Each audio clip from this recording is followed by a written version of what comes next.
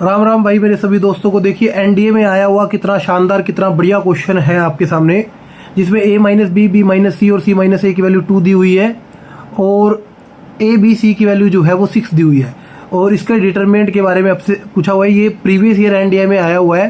देखिए इसको सोल्व किस तरीके से करेंगे। हालांकि आपको मैं बिल्कुल ट्रिक के माध्यम से बिल्कुल आसान तरीके से क्वेश्चन को बता सकता हूँ। जब भी आपके पास इस तरीके से क्वेश्चन आए आप ये देखिए कि भाई, क्योंकि डिटरमिनेंट में ना हमेशा किसी रो या किसी कॉलम में से कॉमन जो है निकाला जाता है। यहाँ से जो आपका कॉमन निकल रहा है ना, पहले कॉलम में से बात की जाए, यहाँ से इस पोर्शन में से बात की जाए, आपका ए कॉमन निकल रहा है, इस वाले पोर्शन में से आपका बी कॉमन निकल रहा है और इस वाले पोर्शन में से आपका सी कॉमन निकल रहा है। तो आपका ये बचता है 1 ए स्क्वायर, यहाँ पर बच रहा है 1 बी और बी स्क्वायर, यहाँ पे बच रहा है 1 सी और सी स्क्वायर। जब इस पे अप्लाई की जाएगी, प्रॉपर्टी अप्लाई की जाएगी, तो जैसे ही प्रॉपर्टी अप्लाई की जाएगी ए बी सी कि भाई कॉलम 1 पे ऑपरेशन लगा के कॉलम 1 में से कॉलम 2 माइनस कर दो और कॉलम 2 पे प्रॉपर्टी लगा के कॉलम 2 में से कॉलम 3 माइनस कर दो, तो भाई ये हमारे पास रिजल्ट बन जाएगा।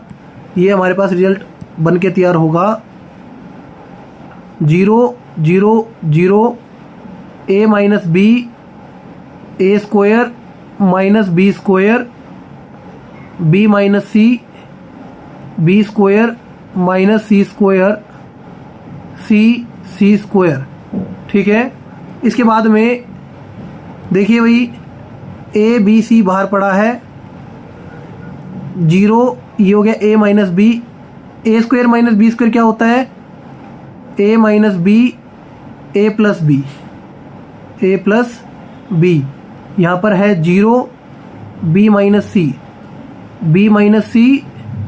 बी प्लस सी और 0, सॉरी यहाँ पे बचेगा हमारे पास, यहाँ पे 0 नहीं बच रहा, यहाँ पे जो है 1 बच रहा है भाई, क्योंकि कॉलम 3 पे मैंने कोई ऑपरेशन नहीं लगाया।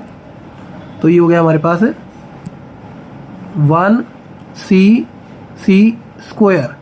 तो इस वाले कॉलम में से a माइनस बी बाहर निकल रहा है, इस वाली में से b माइनस सी बाहर निकल रहा है, तो ये हमारे पास बन जाएगा a b c a minus b minus C और बचेगा 0 0 1 1 1 C a plus B plus C square.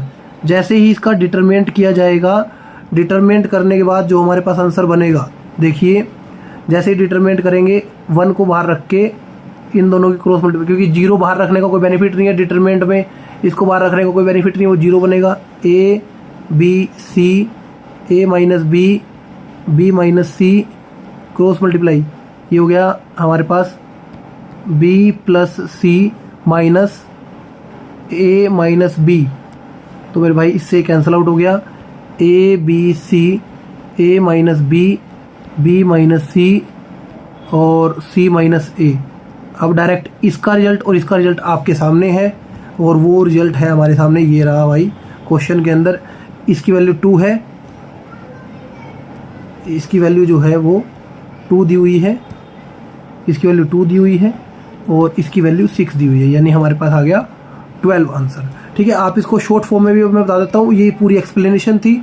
Short form में भी किस तरीके से, अगर आपके यहाँ पर डायरेक्ट जो है अगर 1 दिया हुआ है तो आपका यही जो वाला आंसर आएगा, जो यहाँ पे दिया हुआ है वही आपका आंसर होगा। लेकिन अगर आपके यहाँ पर भी एलिमेंट दिए हुए हैं, चाहे वो XYZ हो चाहे वो ABC हो, फिर आप इन दोनों की आपस में मल्टीप्लाई करवा दो, आपका डायरेक्ट जो है आंसर आ जाएगा। यहाँ पे 12 जो है आंसर आ रहा है। ठीक है, समझ गए होंगे। मैं दोबारा रिपीट कर देता हूँ, अगर यहाँ पर फर्स्ट रो या फर्स्ट कॉलम के अंदर 1 1 1 है तो आपका यही वाला डायरेक्ट आंसर हो जाएगा। अगर आपके भी यहाँ पर एलिमेंट है तो फिर आपको गिवन नंबर के साथ मल्टीप्लाई करा दो, आपका आंसर जो है निकल जाएगा। ये इसकी शॉर्ट ट्रिक है भाई। ठीक है, समझ में आया हो तो वीडियो को लाइक जरूर कर देना भाई।